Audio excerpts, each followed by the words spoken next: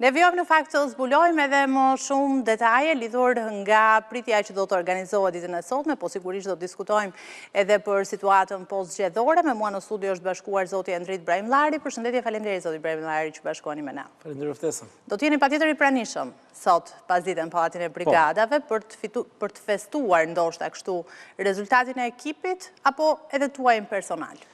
Unë besoj që është një pritje, besoj që është normale pas 2 muajsh angazhim të gjithë kandidatëve në gjithë Shqipërinë, dhe besoj është një gjë normale, e cila në fakt ka marrë një jo më të madhe mediatike siç duhet për në gjykimin tim, për shkak se besoj të jetë një pritje normale siç ndodh kudo. Pasi mbaron një angazhim, një betejë, dhe njerëzit duhen falendëruar. Pa e çka unë gjykoj që është më e rëndësishëm dhe kur ka fitore ndoshta ndodh më shumë. Edhe kur nuk ka kampet të tjera që po bëjnë analizë ndoshta për humbje. Po jo, edhe kur nuk ka fitore, persona që merren me politikë gjithmonë janë pranë njerëzve, pranë qytetarëve për të takuar, sepse në fund kjo është një vazhdimsi e cila është një proces i cili vazhdon. Por edhe çka duhet thoja unë, ka të bëjë me faktin që pas përfundimit të zgjedhjeve të 11 majit, ku qytetarët folën me votë duke dhënë një fitore Partisë Socialiste, tani ka ardhur koha që t'i kthehet jetës normale, jo vetëm politika në vend, por edhe agjendës quarës përpara së punëve të qeverisë. Kështu që në këtë kontekst dhe fillimi i parlamentit, por dhe i quarës përpara së punëve do të ishte shumë e rëndësishme se procesi zgjedhor, sepse unë gjykoj tani më zgjedhjet përfunduan, qytetarët e dhanë folën me votë dhe dhanë dhe një mbështetje tjetër kryeministit të vendit Edi Rama, por dhe Partisë Socialiste. Kështu që ajo çka sot është më e rëndësishme është për të çuar përpara agjendën e qeverisë për të fokusuar tek rruga europiane e vendit, por mbi të gjitha do të thoja unë për t'i dhënë një fokus dhe më të madh sezonit turistik ku ne kemi hyrë, sepse qytetarët nuk duhet, mendoj unë, që nuk e kanë shumë mendjen tek si shkoi ç'a ndodhi me zgjedhjet, do folën me votën e tyre. E rëndësishme është që të vazhdojë cikli ekonomik i tyre me qëllim që Shqipëria të presë sa më shumë turistë, të jenë të përgatitur për turistët dhe të futemi në një cikël zhvillimi me qëllim që të mos cënojë jetën, po themi, ekonominë familjare, por dhe ekonominë e vendit, dhe kjo mendoj që është më e rëndësishëm post 11 majit. Nga e gjithë retorika juaj kuptoj se rezultati për ju nuk ka pasur ndonjë surprizë. Edhe nëse flasim për 83 mandatet e Partisë Socialiste dhe vetëm 50 opozitës së bashku me aleatët. Unë besoj që është vazhdimsi i disa proceseve reformave që kanë ndërmarrë qeveria, dhe nuk ka surprizë sepse edhe rezultati është i qartë dhe është i pastër.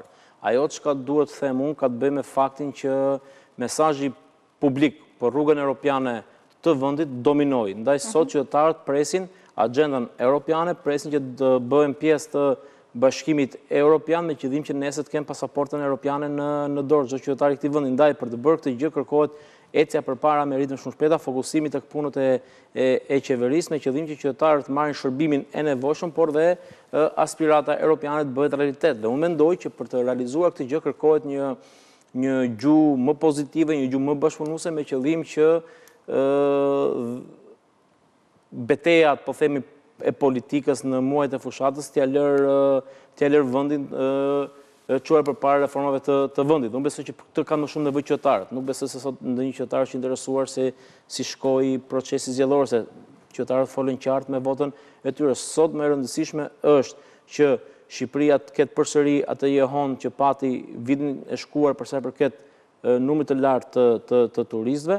Sot e rëndësishme është që nëse Shqipërinë vitin e shkuar 5.5 milion turistë kanë vizituar, po themi, parqet në këtë vend, të shtohet numri, sepse sa më shumë turistë që hyjnë, aq më shumë do ketë mundësi zhvillimi ekonomik për vendin, aq më shumë do rritet ekonomia familjare e qytetarëve, dhe unë besoj që më e rëndësishme është që gjua të jetë pozitive për të çuar përpara procesit integruese të vendit. Unë mendoj që kjo është tani më e rëndësishme. Sot qytetarët kanë nevojë të marrin vendit të ketë opozitë, dhe unë dua ta kuptoj në gjykimin tuaj me këtë rezultat, ka vendi opozitë në mënyrën se si e shihni ju tani më të vendosur Partinë Demokratike me aleatët? Po besoj që vendi ka opozitë, sepse qartazi... Faktor politik, po them. Shpeshherë unë kam qenë i rreshtuar dhe në krah të opozitës në 2021 dhe shpeshherë kemi thënë që nuk ta bën vetëm thjesht numri brenda parlamentit opozitën, ne bën dhe fakt dhe mbështetje që ke jashtë nga qytetarët. Pra opozita, nëse do të ketë një gjuhë komunikimi që shkon në interes të qytetarëve, gjithmonë jetë faktor i rëndësishëm, sepse unë gjykoj që dhe në zgjedhjen e 11 majit dominoi gjuha europiane. Pra Partia Socialiste fitoi qartësi për shkak të agjendas europiane që vendosi kryeministri i vendit për të çuar përpara. Dhe ndaj nëse kërkohet që të kemi një mbështetje sa më të madhe qytetarëve, duhet që të dominoj ajo gjuhë, ai komunikim publik që shko krah interesit të qytetarëve. Dhe unë besoj që qytetarët mandatuan kryeministrin Rama, Partinë Socialiste për një mandat të 4 dhe besoj kam përqëmëri shumë më të mëdha tani për të çuar përpara agendën europiane. Ndaj e thash, nuk është koha për të humbur, koha është për punë, koha është për të fokusuar tek zhvillimet e vendit, sepse kemi hyrë në sezonin turistik dhe jo pa qëllim e përmend këtë gjë për një arsye shumë thelbësore se shtylla kryesore e zhvillimit ekonomik vendi është turizmi. Duke marrë eksperiencë nga vitet e shkuara, vendi ka ecur në disa drejtime shumë pozitive për sa i përket turizmit, duke investuar shumë nëpër aeroporte, porte, infrastrukturë rrugore që jep mundësinë turistave të lëvizin lirshëm, ketë mundësi akomodimi në vend dhe në finale pasaj në përfundim të procesi ka një zhvillim ekonomik vendi, por dhe ekonomia familjare të tyre që merren me këtë. Kjo është fokusi i punës së Partisë Socialiste dhe kjo është e kuptueshme në fakt me gjitha reformat që kanë ndërmarrë, po megjithatë unë dua të ngulmoj për të kuptuar më shumë se si e shihni ju situatën politike në Shqipëri. Edhe prandaj ju pyes kështu, edhe për gjendjen në cilën është opozita tani më me këtë rezultat si njohës shumë i mirë, edhe si person që më herët keni aderuar në parti opozitare dhe jo vetëm. E thashë pak më parë, nëse mesazhet publike janë mesazhe që shkojnë krah interesit qytetar, çdo faktor opozitar do ketë mundësi për të bërë opozitë për të rritur në rolin e vet të bërit opozitë. Por nëse mesazhet nuk janë në krah interesit qytetar, nuk janë mesazhe që prekin qytetarët, atëherë dhe shumë e vështirë për terrenin e tyre. Kjo nuk shkoi sipas jush gjatë fushatës tek opozita? E pari që në shumë faktor që nuk shkoi, duke filluar që mënyrën se si u kombinuan listat e kandidimit për deputet. E dyta ka të bëjë me mënyrën e komunikimit publik dhe me agendën që kishin të dy kampet për çuar përpara punës të vendit. E qartësi Partia Socialiste, kryeministri Rama e fokusoi tek rruga europiane e vendit për të pasur një pasaport të Bashkimit Evropian me qëllim që çdo qytetar nesër ta ketë pasaport në dorë dhe të udhtoj lirshëm kudo dhe të jetë i barabartë në çdo vend të Bashkimit Evropian. Pikërisht kjo gjuhë qartësi dominoi dhe kjo platformë dominoi në raport me opozitën. Ndaj e thash që rezultati që ka marrë Partia Socialiste dhe kryeministri i vendit është një rezultat i cili të imponon që të jesh i fokusuar te punët e qeverisës, pra direkt pas përfundimit të zgjedhjeve të 11 majit, qeveria apo të gjithë personat që janë të angazhuar në këtë agjend e kanë të qartë të përcaktuar rolin e tyre dhe po vazhdojnë me çuar përpara të proceseve jo vetëm të integrimit të vendit, por edhe për të marrë me zhvillimin ekonomik vendit që është turizmi kryesor, sepse jo vetëm çdo person që është i përfshirë në vendimarrje mund të japi kontribut, po edhe folca publik, qoftë nga opozita, qoftë nga terreni politik mund të japin kontribut duke dhënë një mesazh pozitiv për zhvillimin e turizmit në vend. Duke dhënë mesazhe pozitive, krijojnë një mundësi që Shqipëria të ketë sa më shumë turistat dhe me qëllim që të kemi zhvillim ekonomik, se në fundit ekonomia familjare i prek të gjithë, si ato që janë pjesë e maxhorancës, por dhe opozitën. Ndaj mendoj që fokusi kryesor duhet të jetë i vendosur tek, mendoj unë, zhvillimi i turizmit, që ka marrë një hovë të jashtëzakonshëm këto vitet e fundit dhe besoj që çdo përfaqësues, qoftë i maxhorancës, por edhe çdo folës publik duhet të japë mesazhe që shkojnë në respekt atyre, po themi, bizneset të cilët po presin turist me qëllim që edhe imazhi i Shqipërisë në arenë ndërkombëtare gjithmonë të jetë në lartësinë e duhur. Që do të thotë që me gjithë suqasjen që Partia Socialiste ka me fitore në zgjedhje, me vimin e punëve, qoftë për rrugën europiane apo edhe me turizmin që po më përmendni, në një lloj mënyre keni marrë edhe konfirmimin se që në nisje të kësaj fushate dhe të vendimit që ju keni marrë për të bashkuar Partisë Socialiste ka qenë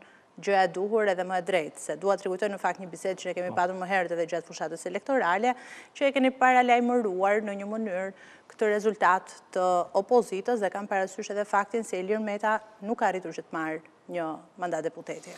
Unë kam paralajmëruar këtë rezultat të maxhorancës, por dhe të opozitës, duke nisur nga kushtet në cilën ekipet u vendosin që në fillim të fushatës. E thashë pak më parë, kombinimi i listave të Partisë Socialiste ishte një kombinim i atill për t'i dhënë mundësi gjeneratës së re, pra për të përfshirë në ujqet e sigurta në parlament dhe pasaj për të krijuar një konkurrencë pozitive me qëllim që të tejkalojë rezultatin e zgjedhjeve të 2021 dhe kështu ndodhi.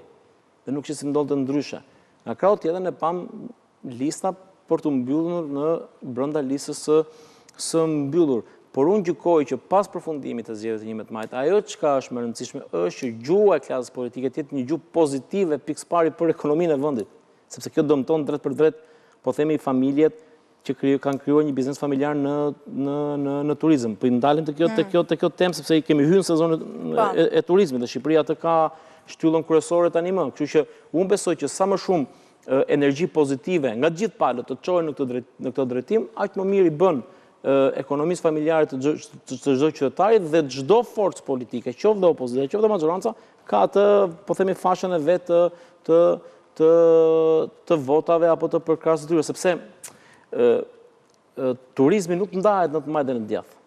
Një, po themi, familje cila ka krijuar një biznes në agroturizëm, nuk ka lidhje nëse është i majtë apo është i djathtë. Ai ka lidhje me